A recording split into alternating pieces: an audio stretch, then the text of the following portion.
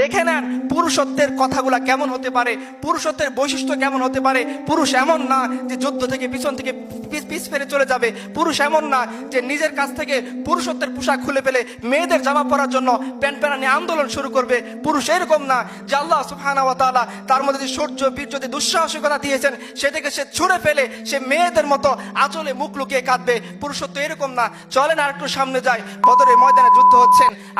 আপনারা জানেন সাহাবীদের মধ্যে অনেক বড় একজন ধনী সাহাবী ছিলেন আব্দুর রহমান ইবনে আউফ রাদিয়াল্লাহু আনহুম। উনি যুদ্ধ করতেছেন উঁচু ঘোড়ায় চড়া, তার পাশে দুইটা বাচ্চা আসছেন, তার দুজনের নাম হচ্ছে মাজ এবং মুআজ।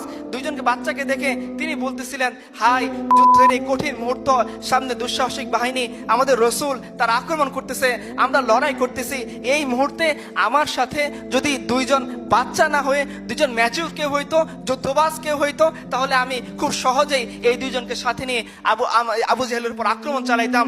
দেখেন এই পিচ্চি বাচ্চা 15-16 বছরের বয়স, মাজ এবং মুআজ পুরুষত্বের বৈশিষ্ট্য এই পিচ্চি বাচ্চাদের কাছ থেকে ইতিহাস শিখে নেক। তারা বলতেছেন, হে চাচা যান, হে আঙ্কেল, আবু জেহেল কোথায়? তো আব্দুর রহমান ইবনে আউফ খুব ভয় পেয়ে গেছেন, চমকপ্রদ হয়ে গেছেন। বলছে, বাবারা তোমরা আবু জেহেলকে দিয়ে কি করবা?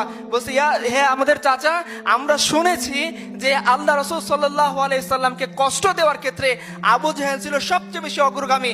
আজকে দুই ভাই মিলে আমরা শপথ করে আসছি, হয় দুনিয়াতে আবু জেহেল থাকবে নয়তো আমরা থাকবো।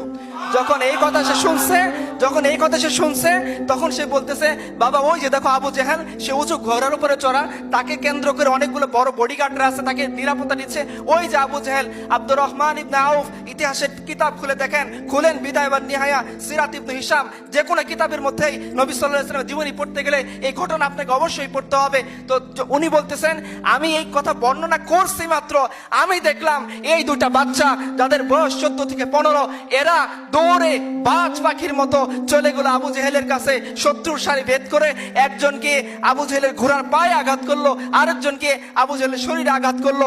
ওদের একজনের মধ্যে আবু জেহেলের বডিগার্ড এসে একজনের হাত কেটে ফেলছে, এক হাত ঝুলন্ত অবস্থা, সে যুদ্ধ করতে পারতেছে না। তো সে ওই মুহূর্তে নিজের হাতকে পা দিয়ে টেনে ছিঁড়ে ওই আবু জেহেলের পর্যন্ত মরণপণ সে লড়াই চালিয়ে গেল।